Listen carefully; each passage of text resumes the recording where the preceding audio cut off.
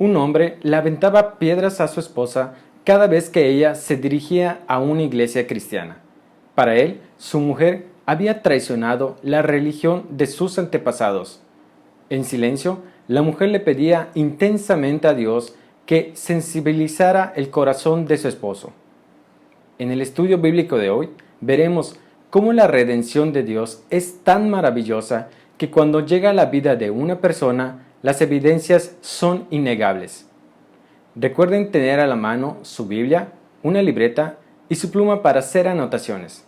De preferencia, también lápices de colores. Yo voy a leer los textos en la versión de la Nueva Traducción Viviente, mejor conocida como NTV. Dado que se trata de un estudio temático, usaremos varios textos de la Biblia. Isaías capítulo 35, versículos 5 y 6. Isaías capítulo 42, versículos 1a y 7. Mateo capítulo 11, del versículo 2b al 6. Leeremos primero Isaías capítulo 35, versículos 5 y 6. Y cuando Él venga, abrirá los ojos de los ciegos y destapará los oídos de los sordos. El cojo saltará como un ciervo, y los que no pueden hablar cantarán de alegría. Brotarán manantiales en el desierto y corrientes regarán la tierra baldía. Este pasaje presenta la dicha que experimentarían los redimidos de Dios al regresar de la deportación de Babilonia. Dios vendría a redimir su pueblo. Fueron palabras de ánimo en medio del futuro devastador que le esperaba al reino de Judá. El pasaje inicia mencionando que llegaría el momento en que Dios vendría a rescatar y redimir a su pueblo. En ese momento, los ojos de los ciegos serían abiertos y los sordos oirían. Entonces el pueblo podría reconocer que la redención había comenzado. Esos milagros serían señales de que su Señor había llegado. Continúa el pasaje mencionando más milagros que sucederán con la llegada de su Señor. El cojo daría saltos y los mudos cantarían de alegría.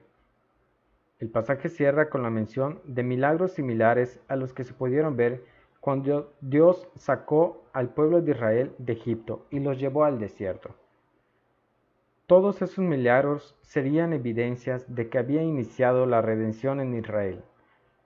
Cuando Dios decidió que llegaría, las evidencias serían tan claras que todos a su alrededor podrían ver su majestad y su poder transformador. Ahora leeremos Isaías capítulo 42, versículos 1a y 7. Miren a mi siervo, al que yo fortalezco, él es mi elegido, quien me complace. He puesto mi espíritu sobre él. Abrirás los ojos de los ciegos, pondrás a los cautivos en libertad, soltando a los que están en los calabozos oscuros.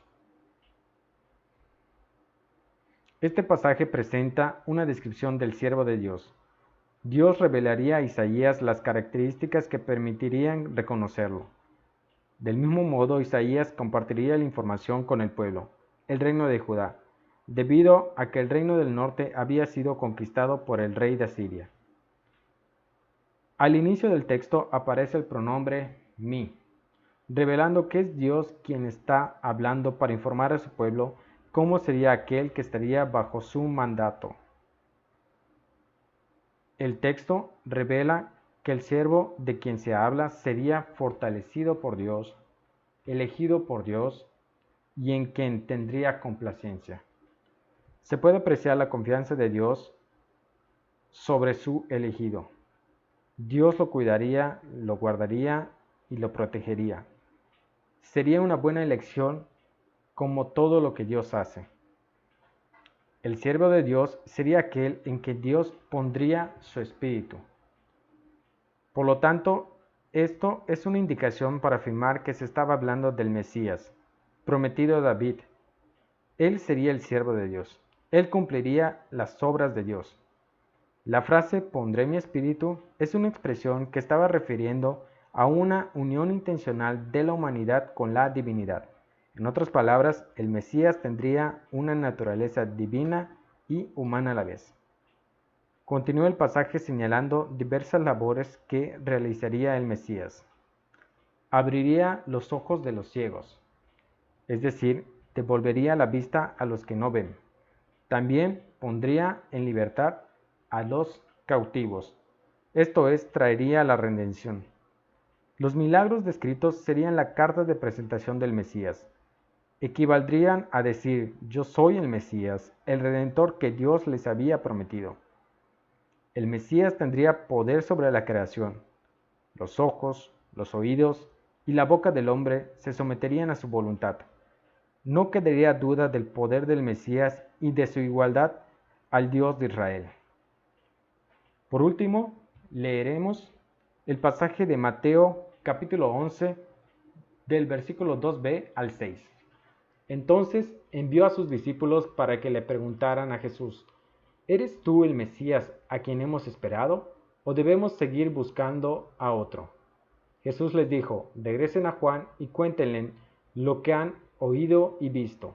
Los ciegos ven, los ojos caminan, los leprosos son curados, los sordos oyen, los muertos resucitan, y a los pobres se les predica la buena noticia. Juan, quien había señalado a Jesús como el Mesías, dudó de esto, puesto que el Mesías no se había manifestado en la pompa y poder político que se esperaba. Por lo que Juan mandó a sus discípulos a preguntar a Jesús si él era realmente el Mesías esperado. Comienza el pasaje diciendo que los discípulos de Juan se habían acercado a Jesús para preguntarle si él era el Mesías prometido por Dios, o si acaso deberían de seguir esperando a alguien. Desde la cárcel en la que se encontraba Juan el Bautista, por orden de Herodes tetrarca, se escuchaban las maravillas que hacía Jesús, pero Juan estaba impaciente por el momento en que él se revelara a todos como el Mesías. Jesús indicó a los discípulos de Juan que volvieran con su maestro y que le dijeran lo que ellos mismos habían oído y visto, en referencia a los milagros que estaban aconteciendo y que Dios mismo había señalado que serían señales de que el Mesías había llegado. La lepra desaparece de sus portadores, los sordos recuperan la capacidad de oír, los muertos resucitan y a los pobres de espíritu se les predica las buenas nuevas de la salvación de Dios, de que el reino de Dios se había acercado. La maravillosa obra de Jesús en todos aquellos hombres en quienes realizó los milagros fueron transformaciones increíbles, muestras innegables de su gran poder. Como hemos visto, a través de los milagros, Jesús reveló que Él era el Mesías prometido y que había venido a redimir a su pueblo y a transformar sus vidas de una forma sorprendente. De igual modo, el hombre que le aventaba piedras a su esposa cuando iba a la iglesia recibió la luz de Cristo. La oración de ella fue contestada por Dios de una manera maravillosa. El hombre avergonzado pidió perdón por el mal que había hecho. Ahora, Él es un ejemplo de poder transformador de Cristo, quien nos perdona de toda clase de pecado, nos limpia y nos hace su pueblo, totalmente comprometidos a vivir en su voluntad. Les espero en el próximo estudio bíblico. Que el Señor les siga bendiciendo.